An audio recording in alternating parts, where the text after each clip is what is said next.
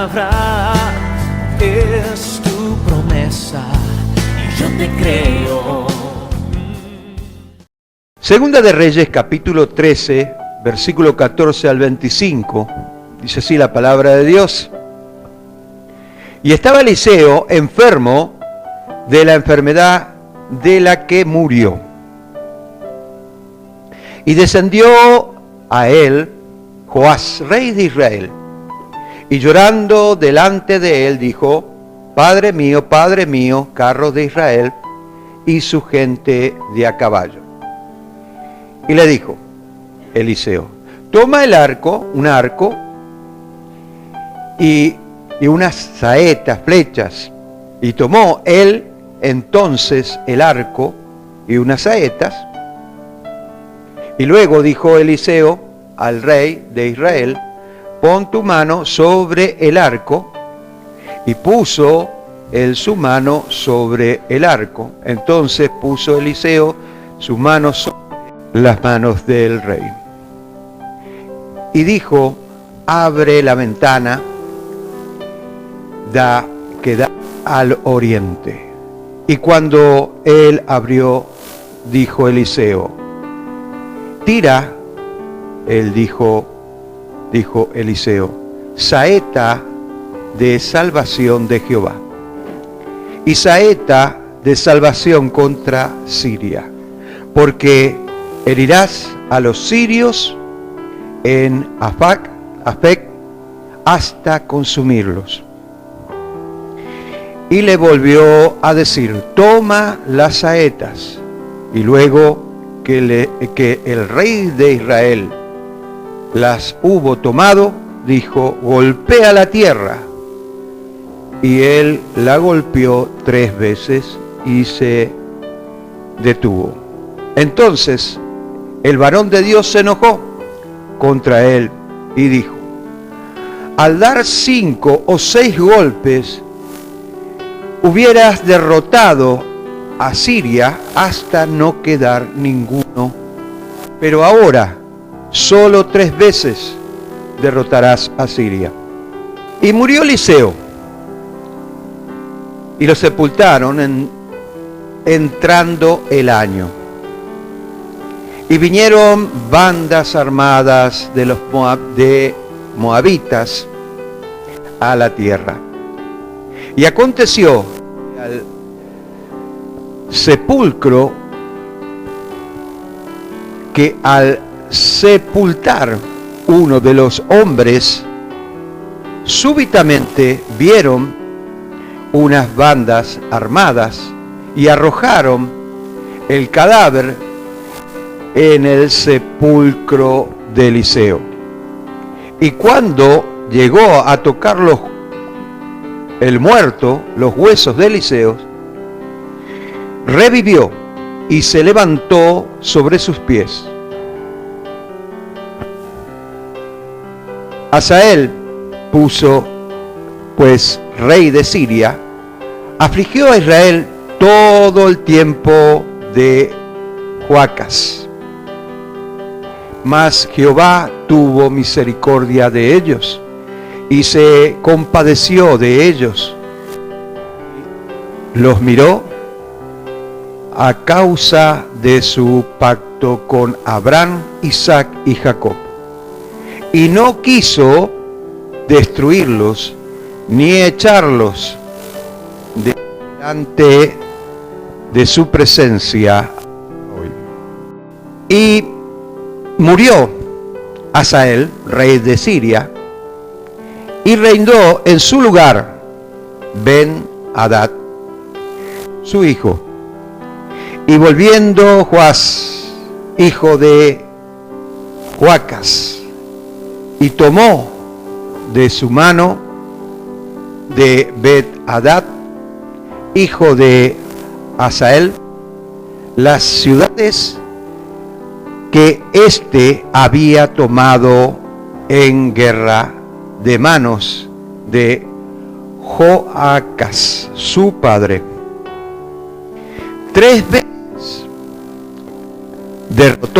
los derrotó Joás y destruyó las ciudades de Israel. Una historia más que nos narra la palabra de Dios con el propósito de hacernos saber que Dios tiene planes para cada uno de nosotros y que Él quiere que tú descubras esos planes. Él no tiene interés de esconderte todos los planes que Él tiene para tu vida. Al contrario, Él quiere que tú descubras los planes que Él tiene para tu vida. Y de una manera especial, Él quiere manifestarse en tu vida. Porque aunque muchas veces con dudas y con temores, pero hay algo que nosotros tenemos que entender, que si buscamos la presencia de Dios y permitimos que el Espíritu Santo esté obrando, Dios va a obrar de una manera tremenda. Y yo digo tremenda porque es algo tremendo. Dios es tremendo, amén, es tremendo, es tremendamente grande, es tremendamente poderoso, es tremendamente amoroso, amén, por sobre todas las cosas. Tenemos algo muy importante en estos versículos bíblicos. En primer lugar lo vemos al rey Joás, rey de Israel. Yo no sé qué presión psicológica habrá recibido de parte del rey de Siria. Lo único que sé es que vino espantado, llorando y suplicando, porque había algo que lo estaba presionando. No era el peso de llevar a una nación adelante, sino era el miedo que tenía, un miedo que lo estaba petrificando, que no podía avanzar, que no podía levantar su brazo, que no podía pensar, que no podía hablar, porque él estaba totalmente inmóvil. Vino llorando, suplicándole a Eliseo que le diera una respuesta de parte de Dios. Sabía que era profeta y que Dios hablaba a través de él. Él estaba a cargo de un colegio de profetas. Él era uno de los maestros de los profetas. Él levantó a muchos otros profetas. Y quiero decir esto, que cuando el enemigo muchas veces se levanta porque quiere presionarte psicológicamente, porque quiere decirte que no vas a poder, que no vas a llegar, que no vas a lograr, que no vas a extenderte, que no vas a poder, tu intelecto no sirve. Él te dice todas esas cosas para presionarte psicológicamente y para que tiemble ante la presencia de cualquier adversidad de la vida. Pero Dios no es así. Dios le dio la respuesta que estaba esperando. En estos versículos tenemos respuestas proféticas, espirituales, tipológicas, que nos van a ayudar a entender los propósitos de Dios. Amén. El mandato de Eliseo era que agarrara el arco y que ponga las manos sobre el arco. Y él pondría la mano sobre el rey. Esta es la tipología de la ayuda de Dios. Él es fuerza al cansado y da fuerza al que no tiene ninguna. La Biblia nos habla de que Él va a aumentar la fuerza cual búfalo. Él levanta al apocado, al temeroso, al que tiene miedo de ir a la guerra. Eso es lo que la palabra de Dios nos dice. Y cuando Eliseo, ya viejo, enfermo y ciego, les puso las manos sobre él, como diciendo: está el Señor contigo. No temas, porque el enemigo lo que quiere es atemorizarte, es que vos te petrifiques, ¿no es cierto?, ante esa circunstancia. Y puso las manos sobre él, como también la va a poner sobre ti, si tú descansas en el momento en que las cosas están mal. Dice la Biblia en Hebreos capítulo 13, versículo 6, de manera que podemos decir confiadamente: el Señor es mi ayudador, no temeré lo que pueda hacer el hombre. ¡Wow! Este versículo no está puesto de balde. La Biblia no llegó a tus manos por casualidad. No se despertó algún hombre para escribirla porque se le antojó. sino que es la revelación de los propósitos de Dios para tu vida. Y si bien esto fue escrito para el pueblo de Israel en un momento donde pasaron por persecuciones, en un momento donde los judíos practicantes del judaísmo se volcaron al cristianismo y fueron perseguidos, algunos echados de la sinagoga, otros, ¿no es cierto?, excomulgados, otros abofeteados y avergonzados. Era tremendo, pero también es para vos. Esto es para vos, porque cuando el Señor tiene el propósito de que la Biblia llegue a tus manos, es para que vos entiendas ese propósito. Es que para que vos entiendas que Dios, por sobre todas las cosas, ha puesto sus manos sobre las tuyas para darte fuerza, para que tires esas flechas de salvación, para que entenses, como decía uno de los salmos de David, el arco de bronce, que era uno de los arcos más pesados y duros para entensar.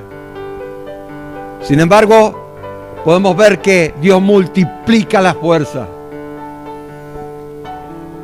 de manera que podamos decir confiadamente, el Señor es mi ayudador. No temeré lo que pueda hacer el hombre, no me importa quién sea.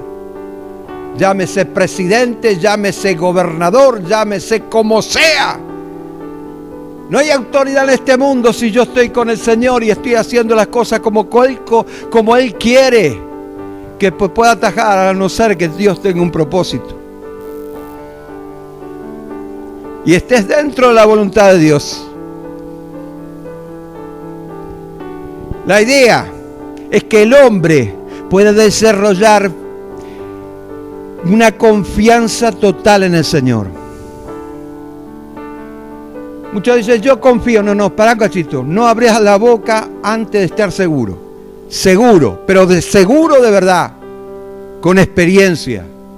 Porque yo muchas veces abrí mi bocota diciendo confío o tengo fe, cuando en realidad no la tenía, ni había confiado todavía, ni sabía lo que era la confianza. Siendo predicador, siendo evangelista,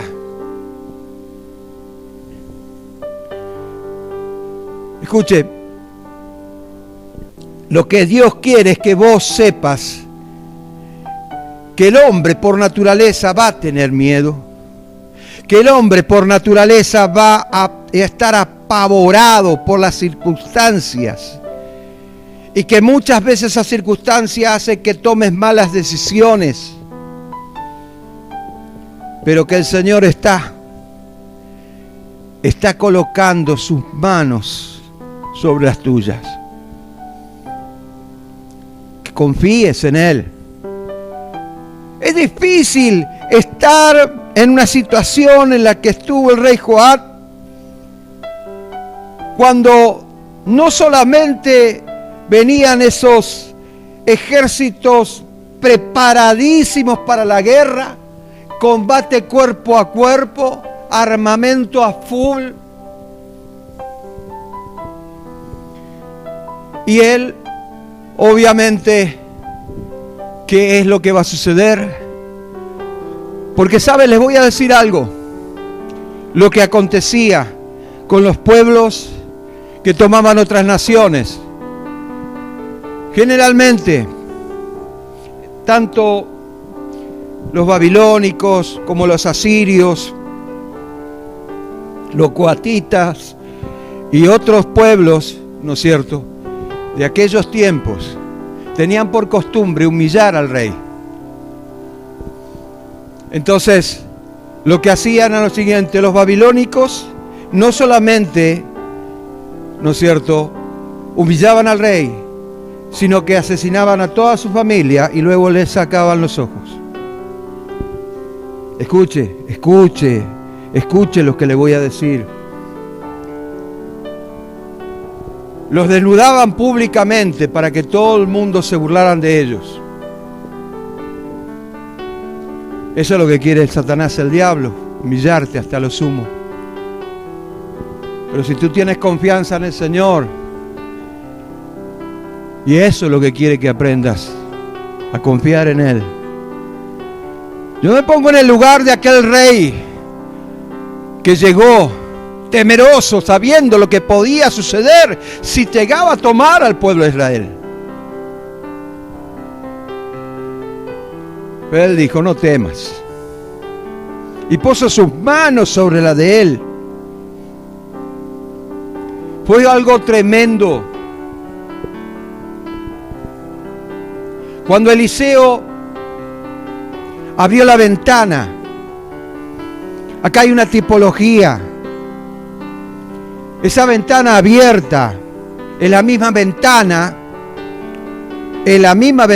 esa es la tipología de la misma ventana que vio Juan en la ida de Patmos,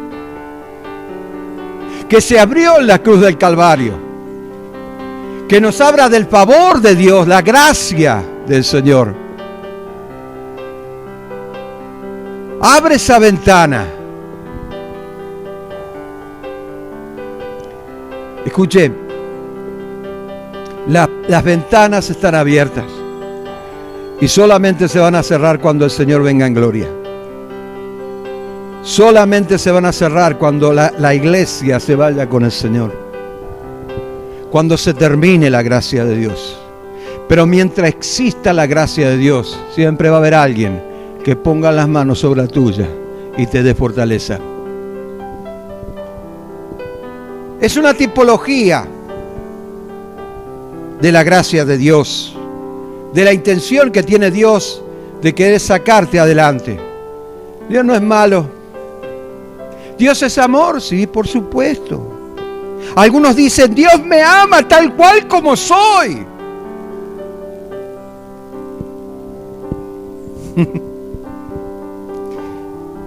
Y no es así. Eso es mentira.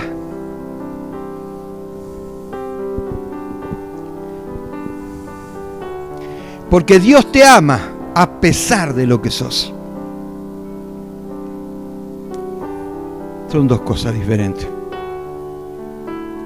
Cuando uno empieza a desarrollarse en el camino espiritual y a ver las cosas como Dios las ve, y a ser inspirado por el Espíritu Santo, tiene otro ángulo de la vida totalmente diferente.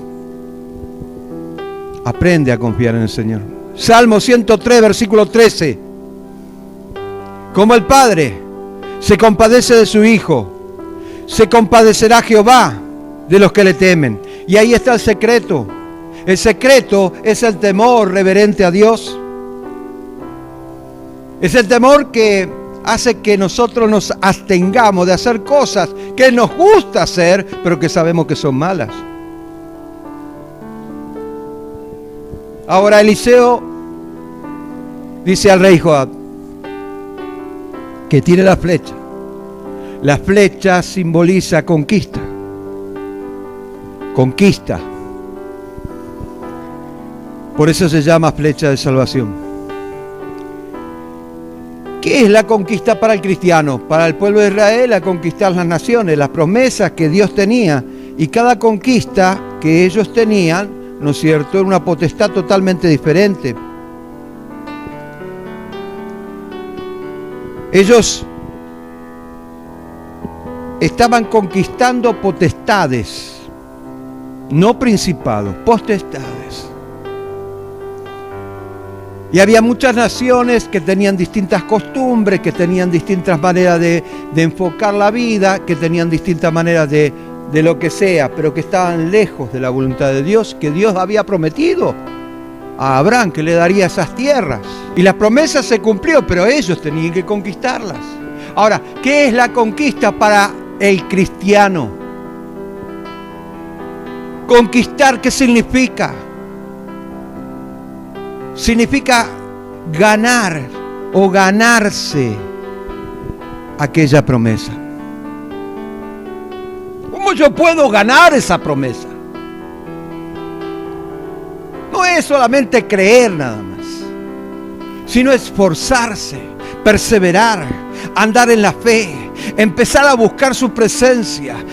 Y decimos cosas que de repente nos está diciendo muchas iglesias: ayunar, orar. ¡Qué aburrido! Pero son las cosas que nos hacen que nosotros conquistemos aquellas promesas que tiene para mí. Son tuyas, yo te prometí, te las voy a dar, pero vos tenés que esforzarte, vos las tenés que conquistar. Y eso es lo que no entiende el cristiano hoy en día. Se cree que Dios le va a hacer todas las cosas fáciles. No, porque se tiene que desarrollar espiritualmente.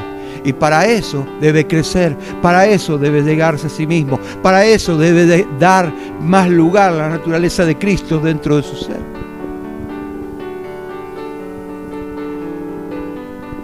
Deuteronomio capítulo 1, versículo 21. Mira, Jehová, tu Dios, te ha entregado la tierra.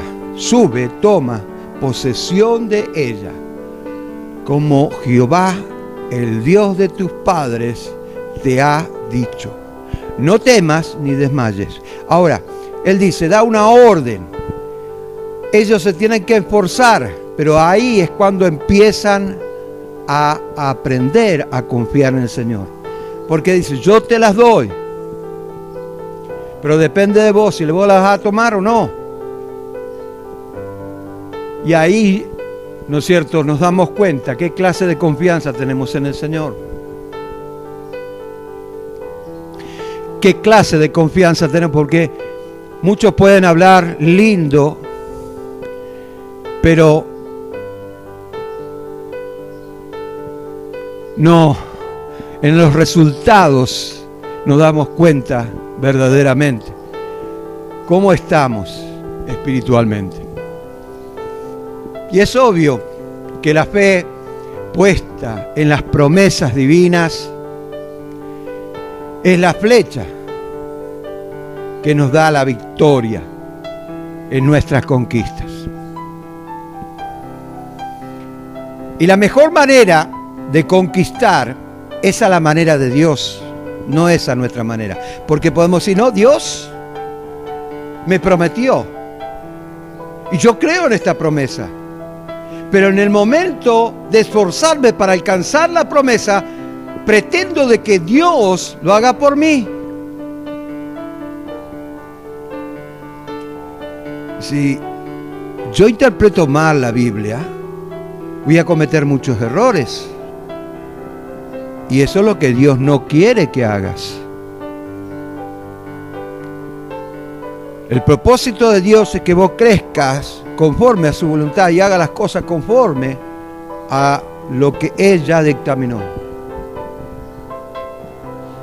Él sabe cómo hacer las cosas. La mejor manera de conquistar es buscándole con todo el corazón. Con todo el corazón. Y para buscar de todo corazón a Dios, mire, Mar Rojo. Moisés se equivoca de camino. Él tenía que... Está el canal de Acaba y el canal de Suez. Mar Rojo, canal de Acaba, canal de Suez. Él se equivoca del camino porque él sabía, conocía el lugar,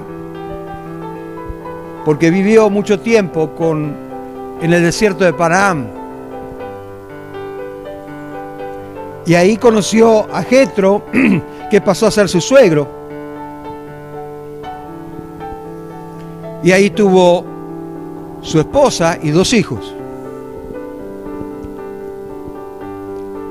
Y él conocía bien el camino, pero cuando salió de la tierra de Egipto llevando a calcularle más o menos 3,5 millones a 6 millones de personas. Se llevó todo el Paraguay por ese lugar. Ahora el Paraguay debe tener 8 millones de personas. ¿Sí? Y se equivoca y toma el lugar donde el agua es más profunda. Donde casi es imposible cruzar si no sabes nadar muy bien. porque las corrientes son rápidas, porque existen dos corrientes, la superior y la inferior, porque los vientos son tempestuosos, lugares áridos. Escuche, las tenía todas en contra. Él estaba temblando como una hoja, dijo, ¿y ahora qué hago? ¿Ahora qué voy a hacer? Y ahí es cuando el Señor le dijo, bueno, lo único que yo sé hacer es arrodillarme y orar. Y entonces Dios le dice directamente, con voz audible, le dice, déjate de eso, extiende tu vara y cruza. Pero tuvo que buscar en la presión de todo corazón.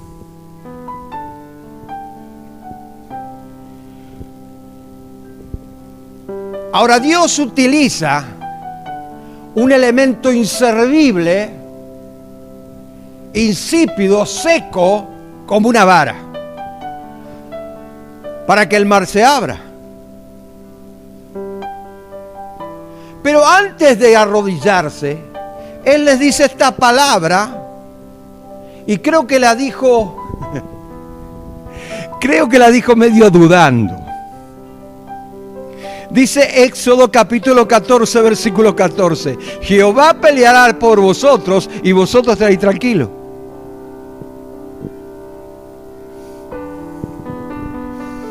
Si nosotros podemos entender verdaderamente la situación y nos ponemos en el lugar de Él, vamos a querer animar al pueblo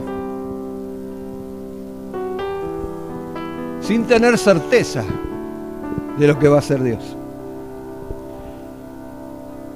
Y Moisés no tenía certeza. Primero, se arrodilló en momentos en que él tenía que actuar. Segundo, ni se imaginó que la vara iba a abrir el Mar Rojo. ¿Me entendió? Pero es en ese momento de presión en el cual se busca a Dios. ¿Por qué Dios permite esas cosas? Porque si no, no lo vas a buscar. Si estás bien, no lo vas a buscar. Si estás bien y estás cómodo y estás confortablemente cómodo en tu cama, no te vas a arrodillar a buscarlo. Pero cuando las papas queman, ahí el hombre empieza a buscar de verdad al Señor. Amén. ¿Por qué Dios utiliza situaciones? Usted tiene que aprender a confiar en Dios. Y confiar en Dios es precisamente cuando Dios te pone en el horno. Cuando Dios te pone en el fuego. Porque te quiere hacer duro. ¿Y sabes para qué te quiere hacer duro? Para que vos puedas contener. Es como una vasija. Acuérdese, Jeremías capítulo 18, versículo 6. Después le da en su casa.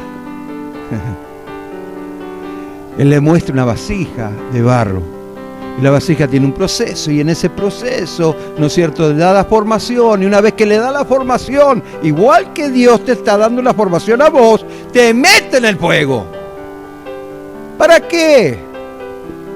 Porque si llega a colocar agua en un jarrón que no está cocinado, se derrite.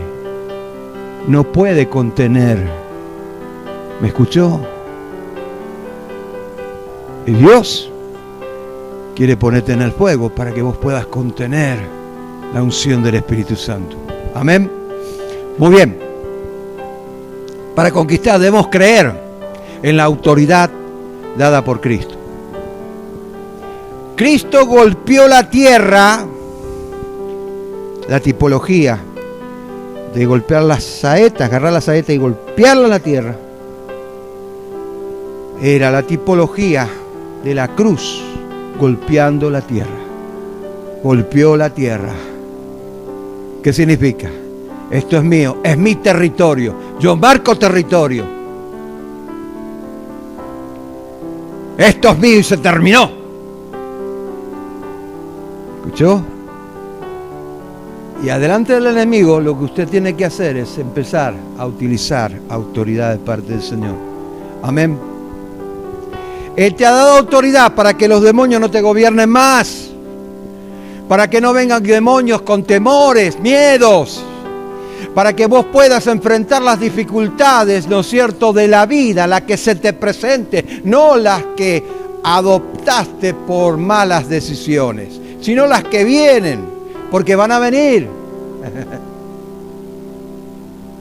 Y lo hagas con la pasividad de una persona que confía en el Señor. Amén.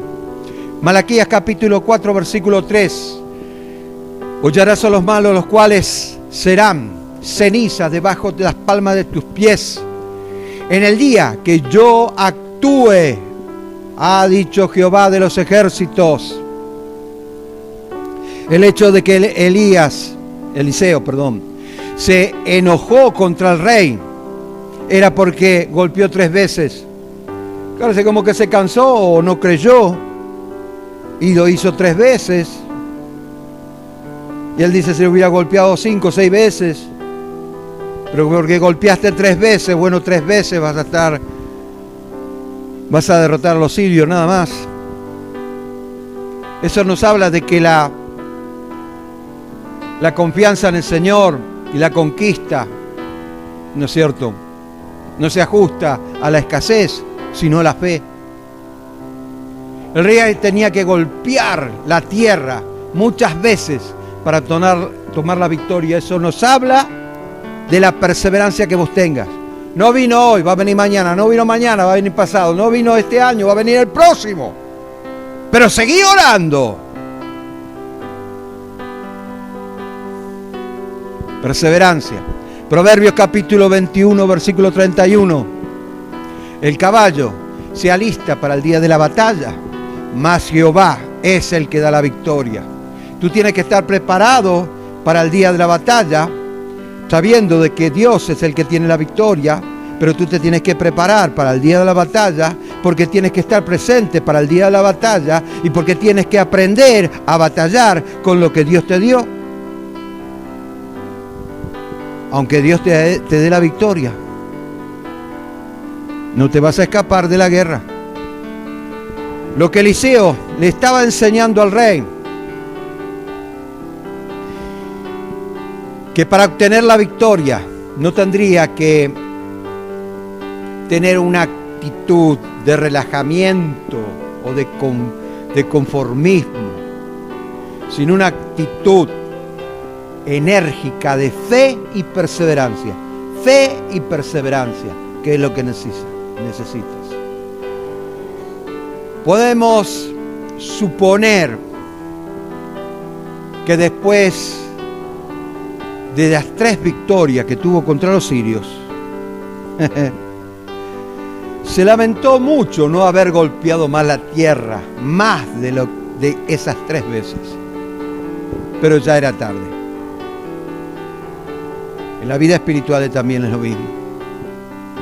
Si tú no eres perseverante, el enemigo va a ganar ventaja y te va a hacer retroceder, aunque hoy digas, yo me siento fuerte, yo puedo, yo voy a ganar. El que cree ser algo, no siendo nada, a sí mismo se engaña. El que cree, y yo le estoy citando lo que Pablo dice, el que cree estar firme, cuida de que no caiga. ¿Escuchó?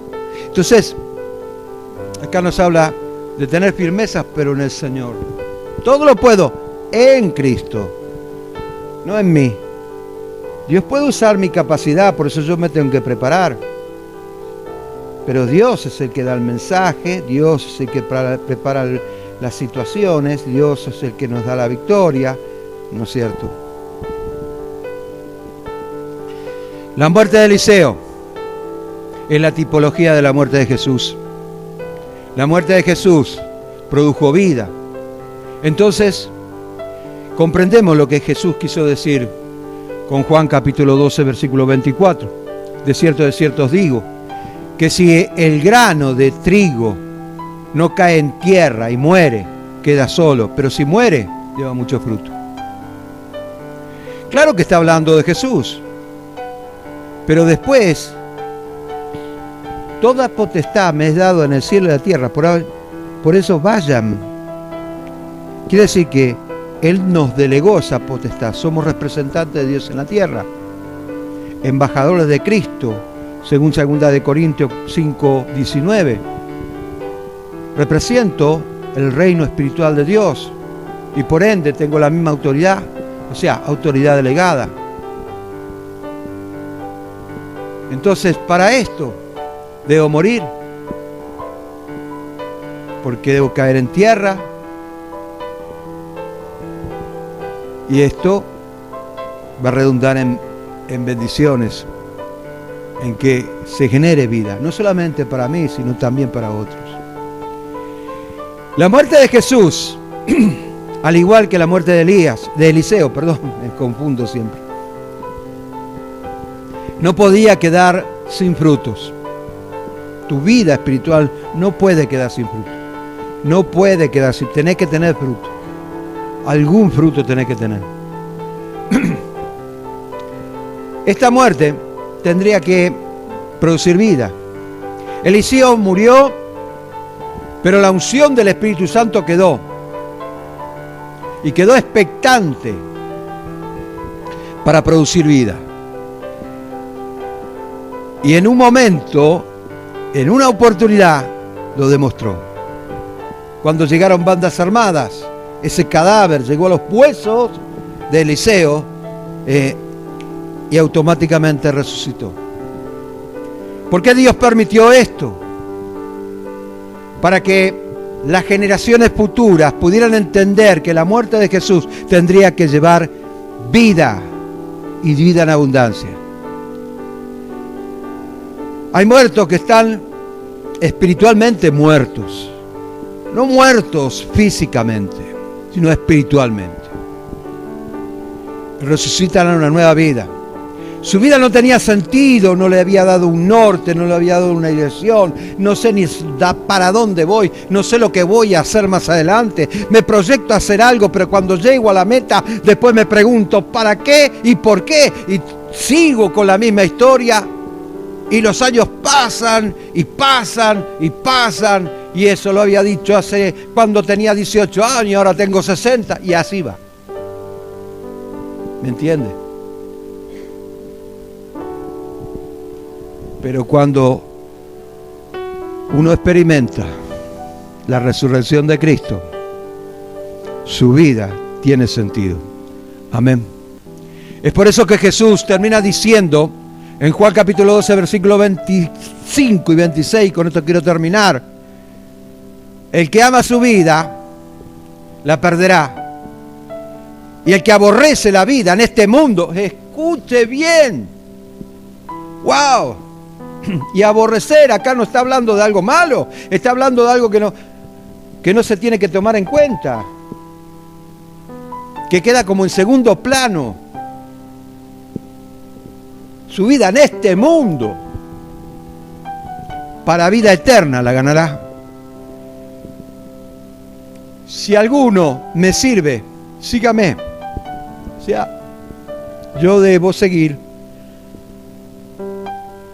Y para seguir debo imitar. Y donde yo estuviera, allí también está mi siervo.